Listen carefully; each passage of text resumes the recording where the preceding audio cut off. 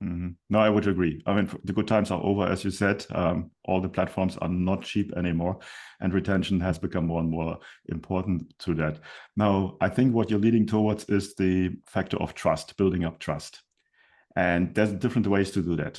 Tell me your take on that. So I think about, building trust. I think about it as growing your audience, right? Moving. I really, I picture if you're building your audience on Amazon or, like I said, Facebook or even TikTok, if you're an influencer that it has a huge following, I view it as you basically have a stand in somebody's flea market and you're hoping they don't, you're hoping that the regulations are the same, right? You're hoping that the rent doesn't go up next month or whatever.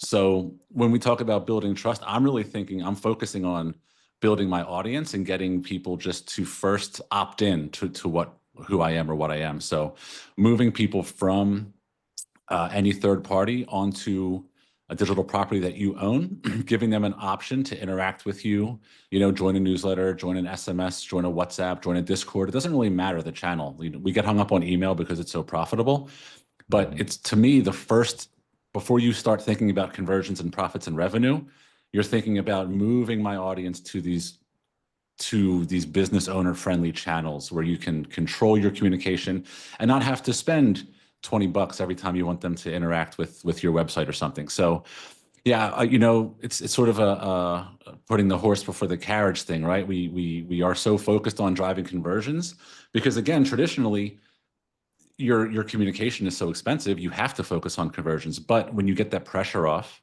and you're communicating with your list through an email, through an SMS, which is a little more expensive, but still cheaper than Facebook or Google or whatever, that pressure is removed, and you don't have this noose around your neck of, oh, I got to get the sale, got to get the sale. You can take your time, and you have.